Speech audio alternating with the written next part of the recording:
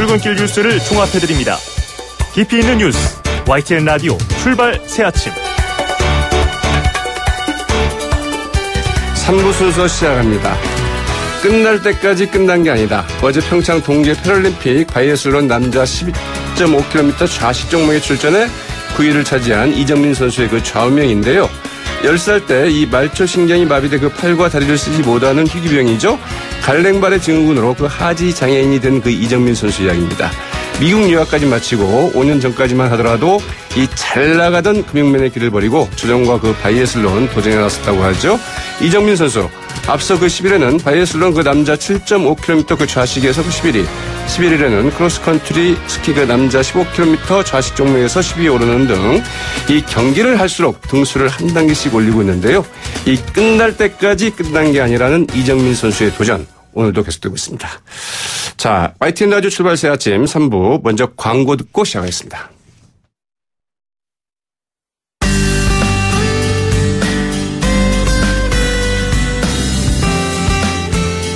안녕하세요. 리포터 박화영입니다. 지난주 정부가 대북 특사단을 통해 4월 남북정상회담과 5월 북미정상회담 개최라는 성과를 거뒀죠. 시민들은 한반도 정세의 분수령이 될 이번 남북 그리고 북미 정상회담에 대해 어떻게 생각하고 있는지 들어보겠습니다. 일단 축하할 일이라고 생각하고요. 문재인 정부의 외교력에 박수를 보냅니다. 겉으로는 화려하지 않았지만 실질적인 내실이 있는 외교력을 통해서 이번에 남북 정상회담과 북미 정상회담을 이끌어내는데 많은 역할을 했다고 생각합니다. 그동안의 갈등이 좀 해소되었으면 하는 바람이 있고요. 이 계기를 통해서 민족의 평화와 번영이 좀 찾아오길 간절히 기원합니다. 잘하면 좋겠는데 하도 북한이 이렇게 왔다 갔다 하니까 우리는 그게 휘말리지 말고 이번에는 좀 잘 차분하게 잘 해가지고 우리 성공했으면 좋으니까 우리 바라는 게 그거니까 모든 국민이 바라는 게 아닐까요? 이번만큼은 표면적으로 북한 입장에서도 그렇고 표면적으로만 그냥 사이좋아 보이는 그런 정책이 아니라 진짜 좀 다 같이 합의점을 찾아서 이제는 좀 더 이상의 분쟁이 없었으면 하는 게 전 정부도 전 정부도 북한과의 외교에 대해서 좀 강경한 대책을 많이 세운 후에 거의 10년 넘은 처음으로 이제 좀 좋은 관계를 맺고자 하는 자리라서 사실 되게 중요하다고 생각을 하고요. 이번 첫 단추를 어떻게 꿰느냐가 앞으로도 북한과의 외교에서 많이 방향성을 정할 수 있는 자리라고 생각해서 저도 되게 주의 깊게 지켜보고 있습니다.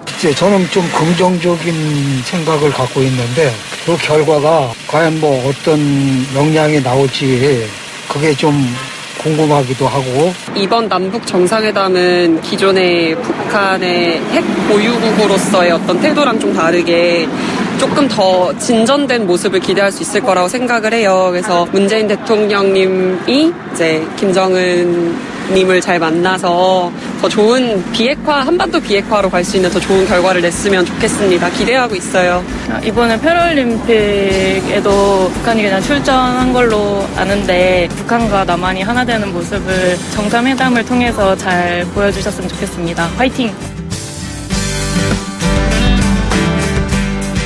4월 남북 정상회담에 이어 5월 북미 정상회담까지 추운 겨울을 녹이는 봄바람처럼 한반도에도 평화의 봄바람이 불고 있습니다. 앞으로 2달이란 기간이 한반도의 비핵화 여부를 결정지을 중대한 고비가 될 거란 분석 나오고 있죠. 역사적인 만남을 앞두고 그 많은 기대가 있는 게 사실입니다만 원만한 회담이 그 성사되기까지 여전히 해결해야 할 문제들, 넘어야 될 산, 고비도 적지 않은 상황입니다. 미국은 북한의 그 구체적 행동 없이는 그 북미 회담이 이루어지지 않을 수 있다, 이런 말까지 하고 있죠. 북한은 과거 그 수많은 약속에도 불구하고 그 갑작스럽게 그 태도 변화를 보였던 적도 꽤 있었던 만큼 절대 안심만 할 수 있는 상황은 아닙니다. 지금 이 순간 가장 중요한 건 역시 우리 정부의 그 외교력이겠죠. 한반도에 모처럼 불어온 이 훈풍을, 이 기회를 서두르지 말고 잘 활용해줬으면 하는 바람을 가져봅니다. 그래서 그 2018년 올해가 한반도 평화를 일궈낸 역사적 이정표로 새겨지길 바라봅니다. 네, 반려동물을 키우고 있는 인구가 이제 벌써 1000만을 넘어섰다고 하는데요. 우리 국민 5명 가운데 1명은 반려동물과 함께 하는 이런 시대가 됐습니다. 그런데 그 안타까운 것은 이 동물 학대 문제나 유기 문제 또한 그 갈수록 좀 심각해지고 있다는 건데요. 그래서 그 서울시에서는 이 초등학교 과정에 동물 복지 교육을 좀 올해부터 좀 실시하고 있다고 하죠. 과연 어떤 내용인지 직접 알아보겠습니다. 이 조희연 서울시 교육감 이 스튜디오에 직접 나오셨습니다. 안녕하십니까? 예, 안녕하세요. 네. 여러 가지로 그 바쁘신 일정일 텐데요. 이렇게 시간 내주셔서 정말 고맙습니다. 예, 초대해 주셔서 고맙습니다. 네. 자, 이 조희연 교육감님께서도 반려동물 좀 키우고 계시는지요? 직접 키우진 않습니다. 근데 이제 어렸을 때 기억들이 선명하게 있잖아요. 아, 예. 그래요? 그 예. 어렸을 때는 사실 반려공부는 하지만, 개를 키웠었죠. 또 토끼, 닭, 저는 또 시골에 살았으니까. 토끼, 닭도 이제 반려동물에 속할까요? 충분히. 가능하죠. 예, 그렇군요. 자, 이제 앞서도 잠깐 말씀을 드렸습니다만 그 반려동물과 함께하는 인구 정말 많이 늘고 있는데 그러나 이 반려동물에 대한 복지나 우리가 좀 어떻게 지내야 될지 이런 부분은 아직 좀 부족한 점이 많다. 이런 생각이 좀 많이 들거든요. 이 서울시에서 그 초등학생들에게 그 동물 복지 교육을 이제 실시를 했다고 그러는데 이거 어떻게 일단 실시하게 됐는지부터 좀 궁금해요. 예, 그러니까 되게 개나 고양이로 많이 이제 이렇게 반려동물이 많이 확대되고 있는데 네. 어떤 분들은 무슨 동물까지 신경 써 이런 말이죠. 분도 네. 이제 계실 거예요. 이 사람들 살기도 힘든데 무슨 동물이냐 이런 이야기 당연히 나올 만하죠. 예, 그런데 이제 사회가 많이 바뀌었다고 생각하셔야 될 것 같아요. 네. 아까 말씀하신 것처럼 인구 1,000만이 반려동물을 키우는 시대로 이제 바뀌었습니다. 그렇기 때문에 어떻게 보면 좀 인간과 동물의 공존에 대한 이해도 좀 필요하고 인간과 동물 간의 올바른 관계가 뭔지 이런 것들이 이제 교육 속에 좀 들어야 되는. 네. 그다음에 이제 또 최근에 이제 개라든지 고양이라든지 특별히 이제 개 같은 경우는 최근에는 또 입마개 문제 같은 게 말이죠. 상대방한테 위협적이니까 그래서 이게 동물과 함께 사는 어떤 태도나 미덕 같은 것들도 패티켓이라고 하는 것들도 배워야 될 그런 시점에 저는 온 것 같습니다. 네. 그리고 저희 서울교육청에서는 이걸 동물 그 자체도 있지만 생명 존중이라는 큰 틀에서 이렇게 접근을 하려고 하고 있습니다. 사실은 그 아이들이 동물을 굉장히 좋아하잖아요. 어떻게 그렇습니다. 보면은 그 생명에 대한 존중을 바로 거기서부터 배울 수 있지 않을까 싶기도 한데 준비는 좀 언제부터 좀 해오셨는지요? 예, 벌써 한 6, 7개월 이상 됐습니다. 네. 그래서 이제 동물 보호단체들하고 저희가 같이 한번 회의를 했습니다. 네. 그래가지고 이제 어떻게 반려동물이라든지 혹은 더 나아가서 동물복지 교육을 어떻게 할 것인지에 대한 저희가 논의를 한번 한 다음에 일종의 정책 연구 같이 했습니다. 네. 그래서 그걸 통해서 현장 교사도 좀 참여하고 동물보호단체 조언도 받고 네. 그러면서 이제 특별히 이제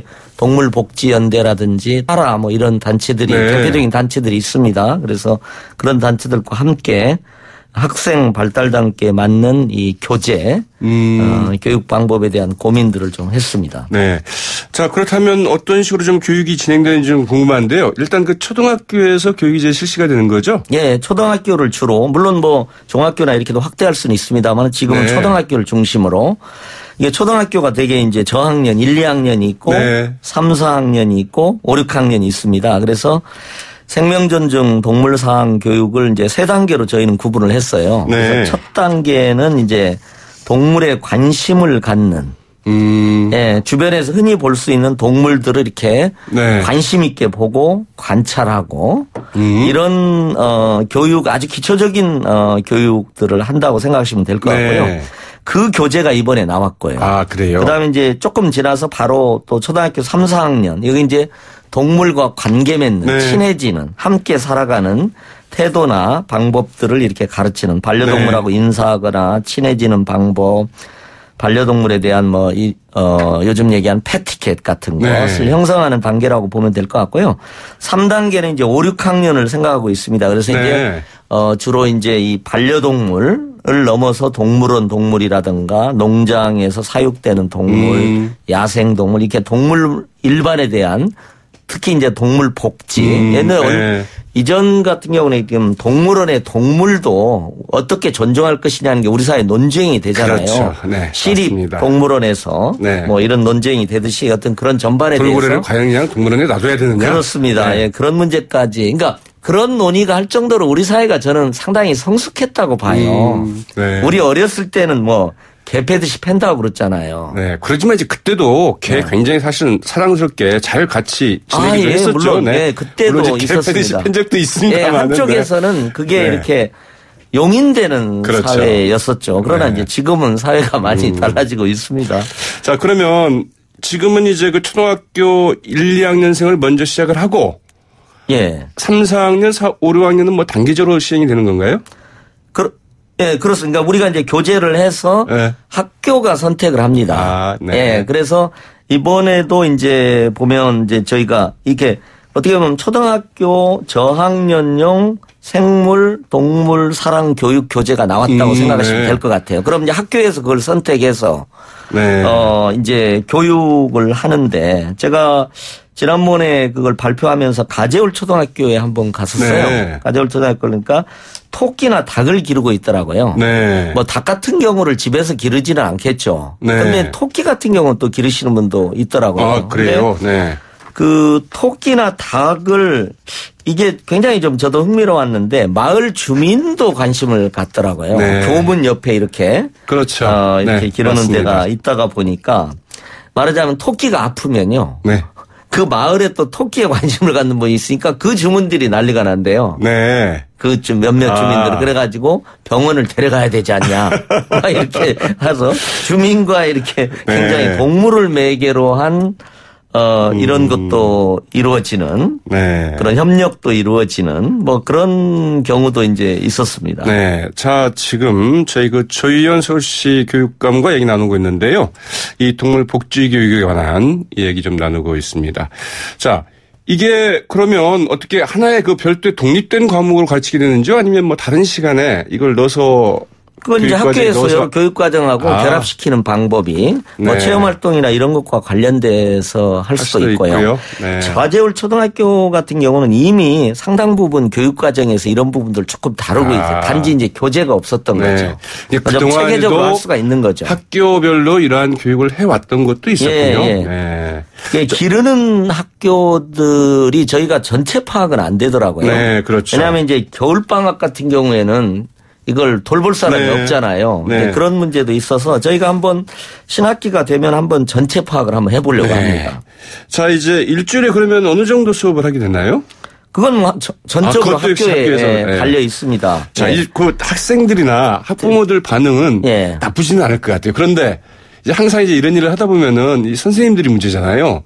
야, 이거 괜히 또 준비도 제대로 안 됐는데 이 선생님들의 그 하중만 교육 부담만 늘어나는 거 아니냐? 어떻게 하란 말이냐? 준비도 안 됐다. 뭐 이런 얘기도 나올 수 있을 것 같은데. 요건 그러니까 저희는 학생과 학부모 학교의 반응 좀 어떻게 좀 나오는지요? 이렇게 뭐 상당히 긍정적 반응이 많고요. 네, 많고. 근데 이제 저희가 보통은 예를 들면 이게 교재를 특히 이제 이 교재는 선생님용, 교사용 교재라고 생각하시면 될 것 같아요. 그렇게 되는데 되게 저희들이 이제 새로운 시대에 필요한 교재들을 만들면 선생님들이 선택을 합니다. 저희가 이렇게 강제적으로 하는 게 아니고. 그래요? 예, 그러니까 이미 동물에 대해서 관심을 갖고 또 동물도 키우고 있는 학교 이런 학교에서는 이제 훨씬 체계적인 교육을 할 수 있는 기반을 만들어 드린다 이렇게 생각하면 좋을 것 같아요. 그래서 반응이 상당히 많습니다. 긍정적으로 이미 하고 있는데도 많고. 그러니까. 그렇군요. 다른 그 선생님들도 이제 반응이 좋다는 이야기죠? 예, 자연스럽게 이제 저희들은 보통 어떤 새로운 교육이 이제 예를 들면 생태 환경 교육이라든가 요즘 이제 문제가 되는 뭐 페미니즘 교육이라든가 양성 평등 교육이라든가 이런 게 되면 저희가 이제 교육부도 하는 일이지만 관련 교재가 만들어지고 그럼 이제 자연스럽게 선생님들 관심을 갖는 선생님 연수가 들어갑니다. 예, 그래서 이제 그걸 어떻게 그 교재를 가지고 아이들을 교육할까. 이렇게 이제 하는 겁니다. 보통 뭐 한 17시간 정도가 1시간을 하면 근데 그렇게 많이 안 할 수도 있고요. 근데 어떨까요? 자, 이 부분은 꼭 실습이 필요할 것 같은데 이 실습의 여건이 좀 가능할지 모르겠어요? 예, 이 부분은 학교별로 이제 여건에 따라서 하는 거고요. 이제 저희도 이제 아주 초보적인 단계라고 생각하면 될 거다. 학교가 이 부분에 대해서 굉장히 많은 관심을 갖고 있다. 정말 정식 과목으로 채택하고 싶다. 막 이렇게까지 가면 물론 국가 교육 과정이 짜여져서 어렵습니다. 그렇죠. 그러나 네. 이제 그렇게 되면 저희가 이제 체계적으로 여러 가지 지원 시스템을 갖춰야 될 것 같아요. 네. 연수에서부터 이번에 가제월 초를 가니까 이런 네. 문제를 발생한대요. 토끼가 아파요. 아. 근데 정말 그 병원을 가면 돈이 네. 많이 든대요. 그렇죠. 2, 맞습니다. 30만 원 네. 들고 근데 네, 진짜로. 그렇죠. 그래서 그걸 지원해달라는 말씀을 하시더라고요. 아. 예, 이제 이런 여러 가지 지원 문제나 진짜 근데 이게 지금은 정식으로 지원하기가 체계가 쉽지가 된다면 않죠. 네. 학교회사로 지금은 쓰고 있다고 그러더라고요. 네, 그러다 보니까 이제 학교회사에 많이 든다. 이걸 좀 해달라 이런 네. 요청도 있으시더라고요. 자, 이제 그 좀 다른 이야기를 좀 해보겠는데요. 이 특수학교 문제인데 말이죠. 그 지난해였죠. 아마 그 서울 강서구의 그 특수학교 설립을 놓고 이 학부모들과 그 지역 주민들 간에 좀 갈등을 빚었던 사례가 있었지 않습니까? 그렇습니다. 네. 이 특수학교 문제 사실 꼭 필요하긴 한데 이런 논란이 계속되고 있는 것 같아요. 그래서 지금 그 개교 시기가 강서구 가양동에 있는 그 특수학교 이제 그 서진학교죠. 예. 개교 시기가 좀 늦춰졌다 이런 이야기가 있던데 이게 어떻게 좀 진행이 되고 있는 건지요? 예. 지금 저희가 그 서울에서 3개의 특수학교를 지금 장애인 네. 학교를 지금 추진하고 있습니다. 강서에 서진학교가 있고요. 네. 저쪽 서초 쪽에 나래학교, 염곡동에 네. 나래학교가 있고 이제 중랑 쪽에 여기 이제 아직 부지 선정을 못 했는데요. 중랑 네. 쪽에 동진학교 이렇게 지금 추진을 하고 있는 중입니다. 네. 그래서 이제 지금 그 강서의 서진학교하고 서초의 나래학교는 설계가 지금 완료되어 가는 네. 단계입니다. 그러니까 3월 말 정도면 이제 설계가 완료되고 저희는 일정대로 가고 있고요. 아, 그래요? 예, 이제 연기는 이제 그 일부 학부모가 그렇게 하셨는데 원래 계획보다는 3개월은 미뤄졌습니다. 왜냐하면 2019년 3월 내년 네. 3월에서 네. 9월로 이제 연기가 됐는데요. 사실은 이제 저희가 학교 신설을 하다가 보면 네. 일정이 이렇게 못 맞추는 경우들이 많아요. 네. 뭐 예를 들면 이번 나래학교 같은 경우는 그린벨트 지역이니까 네. 국토부의 그린벨트 관리계획 변경 시행까지를 한다든지 네. 또 이 서진학교 같은 경우에는 이제 초등학교 과정이 추가됐어요. 네. 그러다 보면 이제 약간 설계가 좀 변경돼야 되고 면적을 좀 확대해야 되고 이런 문제가 있기 때문에 네. 또 최근에도 내중보강 설계 보강이라든가 이런 네. 문제들이 있었기 때문에 특별한 이유로 연기되기보다는 이제 네. 그런 그 공사상의 설계상의 문제로 이제 부득이 좀 늦춰졌다. 그렇군요. 이렇게 저는 말씀을 드리고 싶어요. 이 특수학교 어떻게 보면은 정말 꼭 필요한 학교지 않습니까? 이제 그럼에도 불구하고 이 설립 과정에서 여러 가지 좀 논란을 빚게 되는 게 참 안타까운 일인데 자, 이 문제에 대해서 좀 어떻게 좀 말씀을 좀 하고 싶으신지요? 예, 일부에서는 개교 시기를 지방선거를 의식해서 아니냐 이런 말씀인데 전혀 그렇지는 네. 않고요. 네. 저는 제가 직접 챙기고 있습니다. 교육감이 네. 직접. 그래서 3개의 학교는 장애인들의 교육권은 헌법 권리입니다. 네. 그래서 그런 확고한 입장에서 제가 직접 관리를 하고 있다 이렇게 말씀드리고 싶습니다. 네. 자, 오늘 말씀 고맙습니다. 네, 지금까지 조희연 서울시 교육감이었습니다. YTN 라디오 그 출발새 아침 3부는 좀 여기서 마치겠고요. 잠시 광고 들으신 후에 4부 이어가겠습니다. 날카로운 분석, 매일을 보는 시선. YTN 라디오 출발 새 아침. YTN 라디오 출발 새 아침 4부 순서 시작할 텐데요. 먼저 광고 듣고 오겠습니다. 지금 시각 8시 35분 15초 지나고 있는데요. 교통정보 알아보겠습니다. 나성수 캐스터. 네, 영동고속도로는 고장차 때문에 어려움을 겪습니다. 서창 분기점에서 월곡 분기점까지 3km 구간 밀리고요. 강릉 방향입니다. 안산 부근 16km 지점 3차로와 갓길에서는 화물차가 고장으로 서 있습니다. 아직 치워지지 않아서 3차로와 갓길 이동 어렵다는 거 참고해서 지나셔야겠습니다. 군포에서 부곡까지 4km 구간, 또 동수원에서 36km 지점인데요. 5차로 승용차가 고장으로 서 있습니다. 이 구간도 역시 치워지지 않아서 차로 차로 변경 주의해서 지나시길 바랍니다. 분당 수서로 오늘은 양방향으로 밀리고 있습니다. 탄천 나들목에서 청담대교 북단까지 통과하는데 25분 소요되고요. 반대 성남 쪽으로는 수서 나들목에서 벌말 사거리까지 쭉 정체가 되고 있는데요. 이 구간도 무려 20분 이상입니다. 동부간선도로 이용해서 노원교에서 중랑교까지 20분 소요되고요. 또 군자교에서 송동교까지 이렇게 도심 쪽 이동하는데 15분 정도 감안하셔야겠습니다. 출발 새 아침 교통정보였습니다.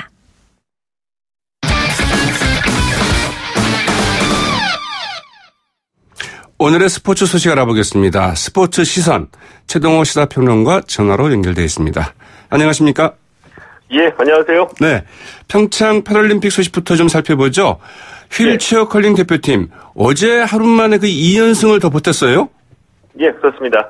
어제 오전에 핀란드를 11대3으로 이겼고요. 오후에는 스위스를 6대5 한 점 차로 꺾고 독일전 패배 후에 2연승을 거뒀습니다. 6승 1패로 중국하고 공동 1위입니다.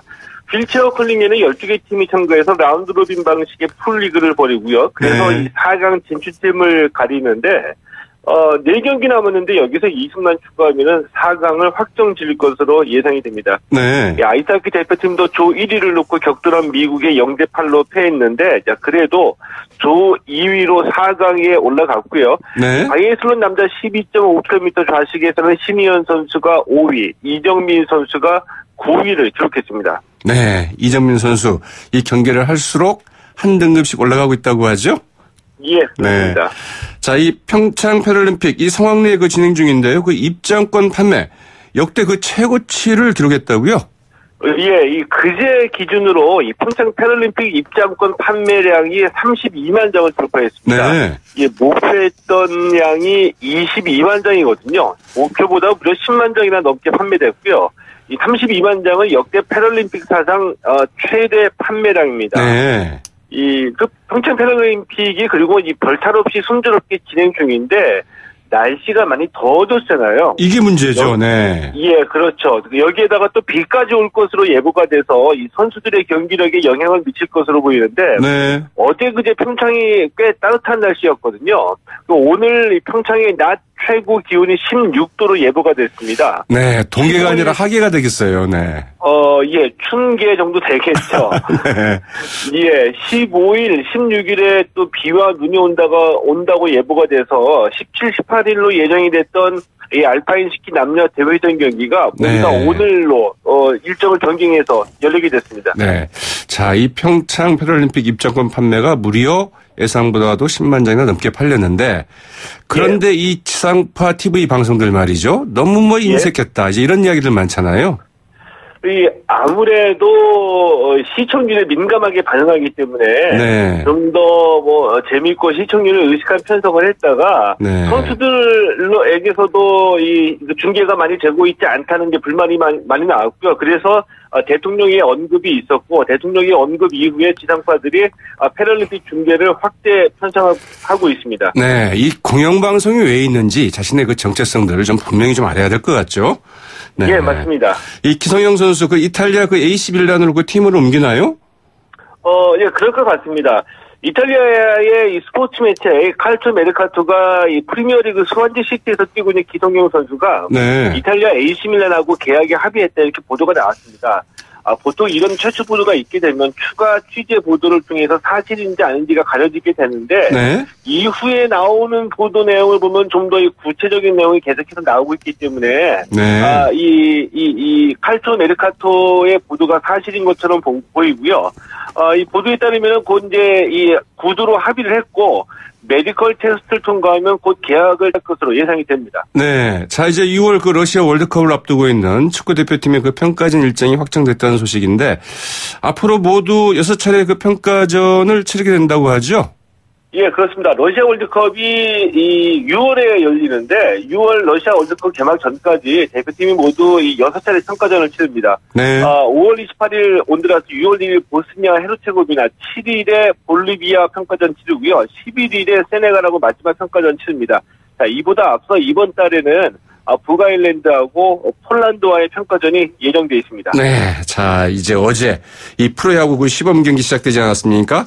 박병호 선수가 개막전에서 홈런을 날렸어요?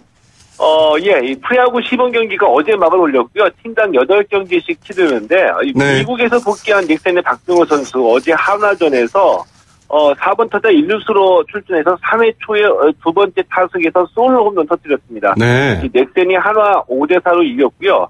지난해 한국 시리즈에서 우승한 기아가 두산에 5대4로 역전승을 거뒀는데, 이 선발로 나온 헥터 노예시 선수, 네. 3이닝 무실점으로 틀어막으면서 컨디션 조절했고요. 두산의 장원준 선수도 합격점을 받았습니다. 네. 자, 이 정현 선수 그 BNP 파리바 오픈에서 그 16강에 올랐는데, 이 8강전에서 그 로저 페더러와 그 만날 수도 있다고요? 예, 그렇습니다. BNP 파리바 오픈 남자 단식 32강전에서 세계 랭킹 15위 체코의 이 토마시 베르디 선수를 이기고 16강에 올라갔는데 8강전에서 16강전에서 세계 랭킹 34위인 우루과이의 쿠에바트 선수와 만나게 됩니다. 네. 16강전에서 승리하게 되면은 지난 1월이었죠. 네. 호주 오픈 4강전에서 기권패했던 로저 페더러하고 8강전에서 만날 가능성도 있습니다. 네.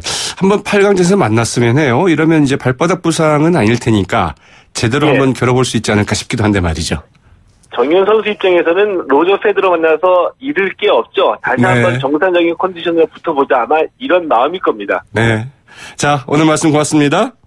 예, 고맙습니다. 지금까지 최동호 스포츠 평론가였습니다.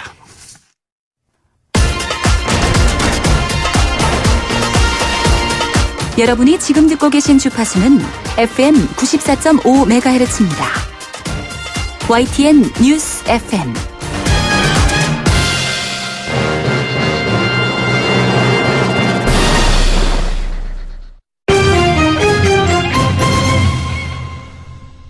오늘의 주요 경제 이슈 살펴보는 시간이죠. 네, 경제 시선 한국경제신문의 정인설 기자 직접 스튜디오 나와 계십니다. 안녕하십니까? 안녕하세요. 네.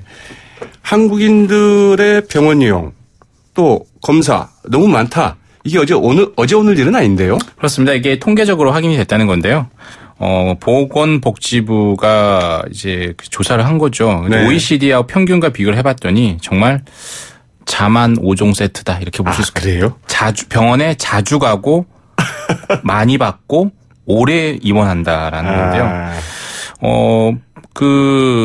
1000명당 병상수가 13개인데 그 OECD 국가의 2.8배 수준이에요. 그러니까 방금 전에 광고도 나오는데 침대는 과학이 아니라 그냥 침대는 입원이었습니다. 우리나라 같은 경우는 그냥. 그러니까 항상 병상수가 이렇게 많으니까 입원을 많이 하는 거고. 근데 원래 병상수가 많으면 좀 좋은 거다 이렇게 좀 이렇게 알려져 있는 거 아닌가요? 맞습니다. 항상 근데 이제 입원해야 될 사람이 입원하면 좋은데 그렇지 않은 경우가 있다는 거죠. 저는 이게 보험 상품이 다 이렇게 그걸 좀 약간 조장하는 측면이 있는 것 같은데 보통 우리 보험 같은 경우는 3일 이상 입원해야지 보험료가 나오죠. 보험금이 나오잖아요. 그러게요. 그러니까 뭐 하루면 입원이 되지만 가능하죠. 3일 입원하고 입원했다 하더라도 뭐 거기 병원에 안 있고 뭐 딴 데 가 있고 뭐 이런 분들이 장기 입원자도 많고요.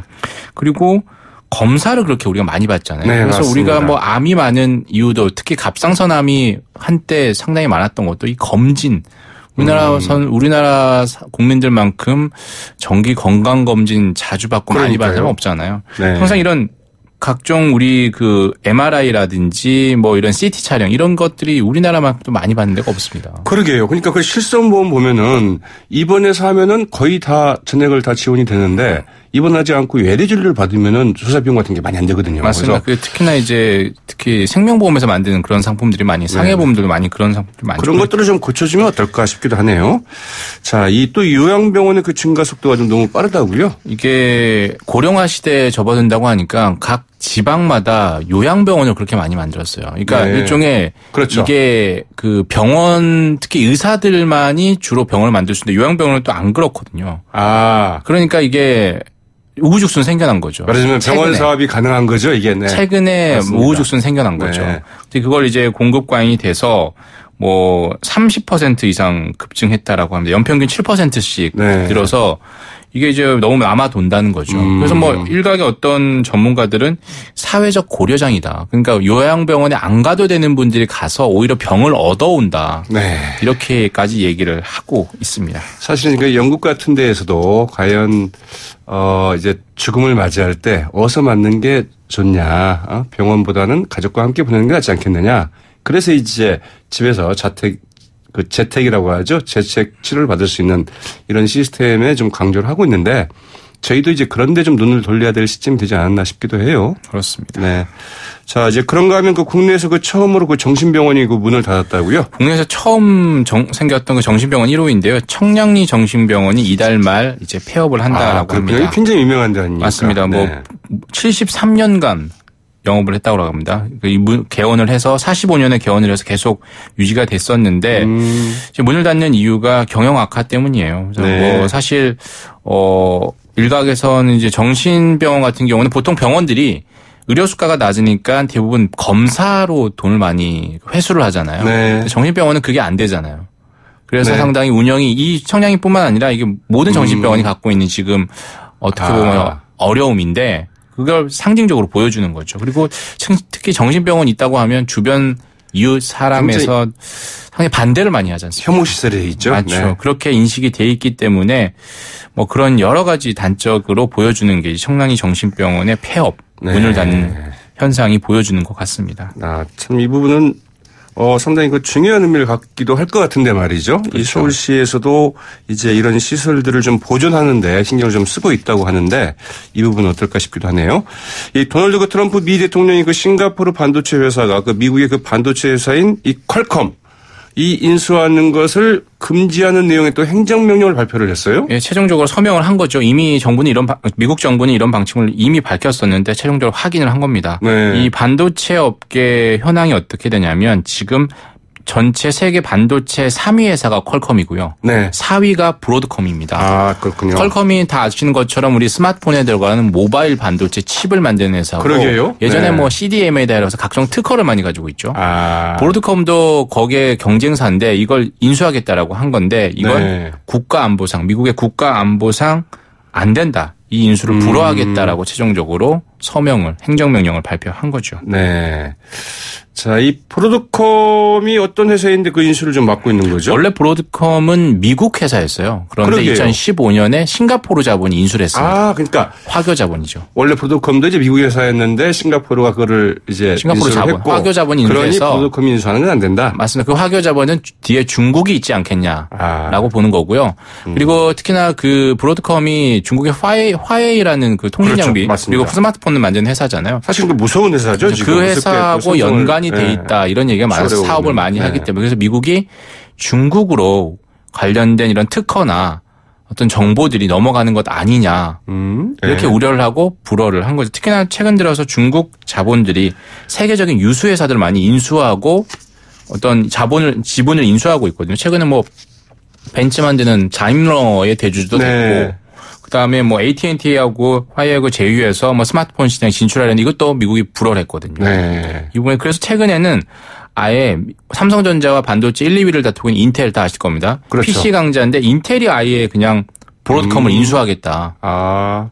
뭐 이건 미국 정부와 인텔의 어떤 그 이해관계가 맞아 떨어져서 어떤 이런 교감이 있어서 이런 일이 있지 않나. 이런 얘기까지 나오고 있는 거죠. 인텔도 아주 그 대표적인 그 반도체 회사 아닙니까? PC의 강자고 PC 반도체의 강자고 인텔 인사이드 이걸 다 이제 말하자면 PC마다 그걸 찍어놔야 되잖아요. 모바일은 좀 약했는데 이걸 아예 브로드컴을 인수하면 퀄컴, 브로드컴 이걸 다 한꺼번에 다 인텔로 하나 모여지는 그런 상황이 되는 거죠. 자, 어제도 그 말씀하셨습니다만 그 카카오 택시 이용료 유료화 방안 어제 이제 저희가 여기서 이야기하고 어제 아주 핫한 뉴스가 됐어요. 맞습니다. 그게 좀 더 구체화해서 어제 발표를 했죠. 그 금액은 아직 정확히 확정은 안 했는데 두 가지 서비스를 하겠다는 거죠. 그 카카오 콜과 관련해서 즉시 배차 서비스와 우선 호출 서비스인데 가령 이제 즉시 배차 같은 경우는 택시 요금 외에 5,000원 더 주면 바로 배정시켜 주겠다는 거고 우선 호출은 2,000원 정도 더 주면 우선적으로 택시를 배정해 주겠다는 겁니다.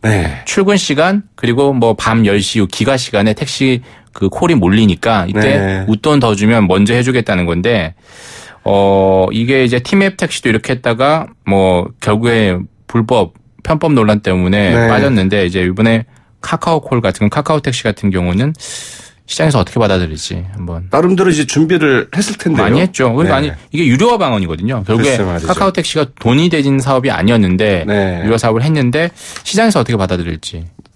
자, 이 피자와 치킨 시키면 이 역시 뭐 추가로 배달료를 더 내야 된다? 이런 것들이 늘고 있다고요? 치킨도 이제 택배를 닮아가는 거죠. 네. 택배 다 아시겠지만 무료 배송하려면 얼마 이상. 그렇죠. 이렇게 되고 맞습니다. 아니면 2,500원. 네. 택배 배송료가 붙잖아요. 치킨은 뭐 사실상 물론 뭐 배달료가 음식 가격에 들어가 있다. 흔히 이제 배송만 전문적으로 하는 업체들이 있잖아요. 네. 이걸 이제 완전히 표면화하는 거죠. 네. 그건 같은 경우는 얼마 이상 줘야지만 배달을 할 수 있고 그리고 아예 배달료를 음식료에 전가시켜서 하고 있다는 건데 지금 치킨값 빼고 다 올랐잖아요. 네. 항상 그렇죠. 선거 직전에 이런 음식 가격이 오르거든요. 왜냐하면 네. 약간 정부의 그 통제력이 약간 약화되고 선거 때문에 표 때문에 강하게 할 수 없는 이 상황에서 이런 뭐 결국에 배송료, 배달료를 뭐 어떤 형태로 올리는 거죠. 이게 다 최저임금과 연관됐다. 이런 지적, 분석도 있습니다. 네. 근데 우리 사회가 어떻든 또 이제 그 지불할 것은 지불하는 이런 문화가 돼야 되지 않을까 싶기도 하고요. 그래서 아마 그거 주기 싫으면 직접 치킨집 가서 테이크아웃으로 사와야죠. 네. 오늘 이게 화이트데이죠. 네. 외국에서는 그 파이디로 더 유명하다고요? 파이 값을 다 아시나요? 원주율. 0.3.14159 뭐 점점점 이렇게 나가잖아요. 그래서 3월 14일 뭐 1시 59분 이때 뭐 파이데이 행사를 해외에서 영국, 미국에서 많이 연다라고 합니다. 네. 그래서 알파벳 파이 때문에 파이를 오히려 사탕보다 많이 먹는다고 하는데요. 우리나라는 여전히 아직도 화이트데이죠. 네. 자, 오늘 말씀 고맙습니다. 감사합니다. 지금까지 한국경제신문의 정인설 기자였습니다. 오늘 방송 시작 때부터 말씀드렸습니다만 대통령 개헌안 초안이 마련됐습니다. 당장 먹고 사는 문제도 급한데 개헌이 무슨 소용이냐? 관심 없다 하시는 분들도 계실 것 같은데요. 정체를 외면한 가장 큰 대가는 가장 저질스러운 인간들에게 지배당하는 것이다. 플라톤의 명언이죠. 이 청취자분들도 개헌이 왜 필요하고 바뀐다면 어떤 방식이 좋을지 한 번쯤 고민해보는 시간 가지셨으면 좋을 것 같습니다. 지금까지 백병규였습니다. 저는 내일 아침 7시 15분 다시 찾아뵙겠습니다. 함께해 주신 여러분 고맙습니다.